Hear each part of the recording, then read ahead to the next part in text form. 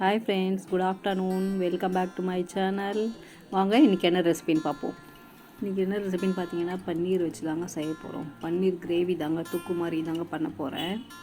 டிஃபனுக்கு தான், சப்பாத்திக்கு வந்து தொட்டுன்னு சாப்பிட்றதுக்காக டிஃபனுக்கு தான் ஒரு கிரேவி தொக்கு மாதிரி பண்ண போகிறேன். 2 பெரிய வெங்காயம் எடுத்து வச்சுருக்கேன், 3 பெரிய சைஸ் தக்காளி எடுத்து வச்சுருக்கேன். மாவு சூப்பராக ரெடி ஆகிடுச்சு, அப்படியே ஊறட்டும். வெங்காயம் பொடியாக கட் பண்ணிக்கணும்.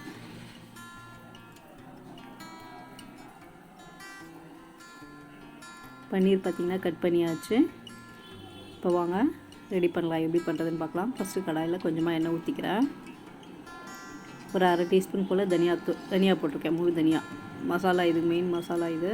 அரை டீஸ்பூன் மிளகு, 2 காஞ்ச மிளகா, 3 காஞ்ச மிளகா, கொஞ்சமாக பட்டை, லவங்கம், அந்த பிரிஞ்சி இலை எல்லாம் போட்டுக்கலாம். கூட 2 ஏலக்காய் தான் ஆட் பண்ணிக்கோங்க, வாசனையாக இருக்கும். ஃபஸ்ட்டு இதை வந்து ஃப்ரை பண்ணிக்கலாம்.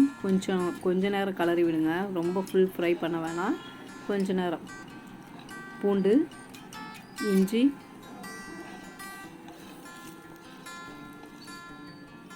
அரை டீஸ்பூன் போல் சோம்பு, அரை டீஸ்பூன் சீரகம், இது எல்லாமே நம்ம வந்து நல்லா ஃப்ரை பண்ணிக்க போகிறோம். கொஞ்சம் செவந்து வரட்டும். தீயை வச்சிடாதீங்க, ஸ்லோவில் வச்சு செஞ்சுக்கோங்க. இப்போ வந்து தேங்காய் போட போகிறோம். ஒரு 2 டீஸ்பூன் அளவு தேங்காய் துருவி போட்டிருக்கேன். நல்லா இந்த தேங்காய் வந்து கலர் கொஞ்சம் சேஞ்ச் ஆகட்டும், மாறட்டும். அது வரைக்கும் கொஞ்சம் ஃப்ரை பண்ணிக்கலாம். ஸ்லோவில் வச்சு செஞ்சுக்கோங்க, தீஞ்சிட போகுது. பாருங்கள், கொஞ்சம் கலர் சேஞ்ச் ஆகிருக்கு. அவ்வளோதான். இது அப்படியே தனியாக எடுத்து நம்ம பேஸ்ட்டு மாதிரி அரைச்சி எடுத்துக்க போகிறோம்.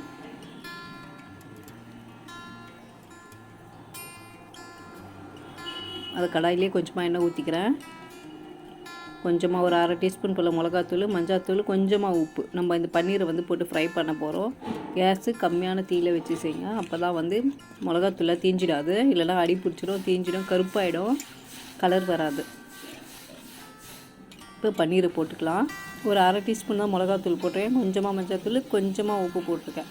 இது அப்படியே வந்து கொஞ்சம் நேரம் ஃப்ரை பண்ணிக்கலாம். ரொம்ப நேரம் ஃப்ரை பண்ண வேணாம், கொஞ்சம் நேரத்தில் ரெடி ஆகிடும். சும்மா கொஞ்சம் ஒரு பெரட்டிட்டு நம்ம எடுத்து வச்சிடலாம். எல்லா பக்கமும் திருப்பி விட்டுக்கலாம். மசாலா கொஞ்சம் ஊறும்.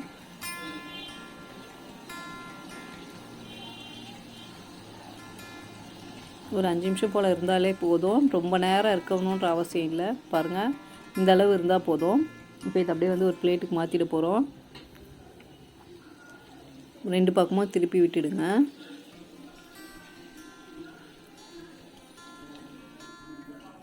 இப்போ அதே கடாயில் கொஞ்சமாக எண்ணெய் ஊற்றிருக்கேன். இன்னும் கொஞ்சம் எண்ணெய் சேர்த்துருக்கேன் நான். பிரிஞ்சி இலை, கருவேப்பிலை, வெங்காயம் நான் 2 வெங்காயம் எடுத்துருக்கேங்களா, அதை வந்து பொடியாக கட் பண்ணியிருக்கேன். அதாவது மிக்சியில் போட்டு ரிவர்ஸ் அடித்து எடுத்து வச்சுருக்கேன். வெங்காயம் போட்டு நல்லா வதக்கிடலாம். வெங்காயம் கொஞ்சம் வதங்கணும், கலர் மாறணும்.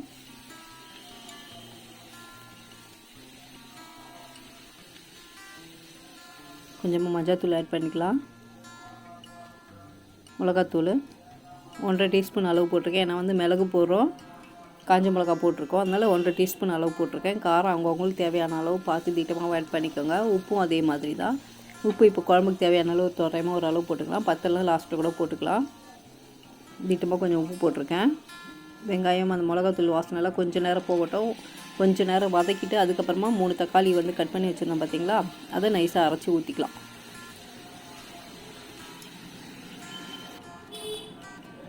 தக்காளி ஊற்றிட்டு கொஞ்சம் நேரம் வதங்கிடுச்சு. பார்க்கும்போதே உங்களுக்கு டிஃப்ரெண்ட் தெரியும். இப்போ பார்த்திங்கன்னா அடுத்தது நம்ம அரைச்சி வச்சுருக்க அந்த விழுது, மிளகு, சீரகம், சோம்பு, பட்டை, லவங்கம், அந்த தனியாலாம் போட்டு வதக்கி அரைச்சிருக்கோம் பார்த்திங்களா, அந்த விழுது ஆட் பண்ணிக்கலாம். இது பார்த்திங்கன்னா முந்திரி ஆப்ஷனல் தான். கொஞ்சமாக முந்திரி வந்து குறைன்னு போட்டிருக்கேன் அரைச்சி.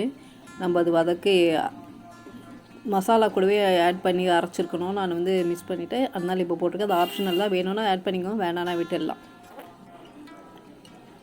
டேஸ்ட் நல்லாயிருக்கும் கொஞ்சம் முந்திரி போட்டாலுக்காக. நல்லா கொஞ்சம் எண்ணெய் பிரிஞ்சு வரட்டும், நல்லா வதங்கட்டும். அப்புறமா நம்ம வந்து கிரேவிக்கு தேவையான அளவு தண்ணி ஊற்றிக்கலாம். கொஞ்சமாக தான் ஊற்றிருக்கேன், ஏன்னா வெங்காயம் தக்காளிலாம் கூட வதக்கிட்டோம். திட்டமாக ஊற்றிக்கோங்க.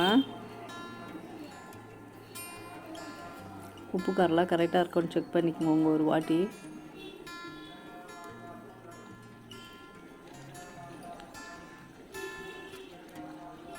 கரெக்டாக இருக்குது. போதும், இதை அப்படியே மூடி வச்சிடலாம் கொஞ்ச நேரம். இந்த எண்ணெய் பிரிஞ்சு வர ஸ்டேஜ் வரைக்கும் ஒரு 5 நிமிஷம் 10 நிமிஷம் கூட ஆகும். ஸ்லோவில் வச்சுட்டு இது பண்ணுங்கள். ஹையில் வச்சிங்கன்னா உடனே சுண்டிடும். உங்களுக்கு அந்த ஸ்மெல் பச்சை வாசனை போகாது. கொஞ்சம் மீடியம் ஃப்ளேமில் வச்சு செஞ்சுக்கோங்க. பாருங்கள், ஃபுல்லாக கிரேவி எவ்வளோ தண்ணியாக இருந்தது, இப்போ எவ்வளோ திக்காகிடுச்சு. இப்போ இந்த ஸ்டேஜில் நம்ம வந்து வறுத்து வச்சுருக்க ஃப்ரை பண்ணியிருக்க அந்த பன்னீரை போட்டு ஆட் பண்ணிக்க போகிறோம். அவ்வளோதாங்க, சூப்பராக பன்னீர் கிரேவி ரெடி. தொக்கு சைட் டிஷ்ஷாகவும் யூஸ் பண்ணலாம், சாப்பாட்டுக்கும் போட்டு பேசினு சாப்பிட்லாம். நல்லாயிருக்கும் டேஸ்ட்டு. மிளகுத்தூள் போட்டு செஞ்சுருக்கோம், சூப்பராக இருக்கும். வறுத்து அரைச்சி ஊற்றிருக்கோம், மசாலாலாம் செம்ம டேஸ்ட்டாக இருக்கும். இந்த மாதிரி ட்ரை பண்ணி பாருங்கள் எப்படி இருக்குன்ட்டு. பன்னீர் போட்டு ஒரு 5 நிமிஷம் மூடி வைக்கலாம். ஸ்லோவில் வச்சுட்டு மூடி வைங்க, ஹையில் வைக்காதீங்க. எப்போவுமே ரொம்ப ஸ்லோவில் வச்சுருங்க. இப்போ தீஞ்சிடும், இல்லைனா. சப்பாத்தி சூப்பராக ரெடி ஆகிடுச்சு. பன்னீர் கிரேவியும் ரெடி. நைட்டு டின்னர் சூப்பராக ரெடி ஆகிடுச்சு. சாப்பிட போகிறோம்.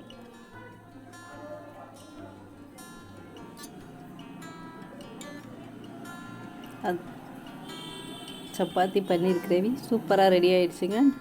எப்படி இருக்குன்னு பார்க்கலாம். டேஸ்ட்டு சும்மா சூப்பராக இருக்குது, நல்லாயிருக்கு. ட்ரை பண்ணுங்கள். எப்படி இருக்குன்னு கமெண்ட் பாக்ஸில் கமெண்ட் பண்ணுங்கள் ஃப்ரெண்ட்ஸ். பன்னீர் கிரேவி சூப்பராக ரெடி. வீடியோ பிடிச்சிருந்தால் லைக் பண்ணுங்கள், கமெண்ட் பண்ணுங்கள், மறக்காமல் சப்ஸ்கிரைப் பண்ணுங்கள் ஃப்ரெண்ட்ஸ். ஷேர் பண்ணுங்கள். தேங்க்யூ, பாய்.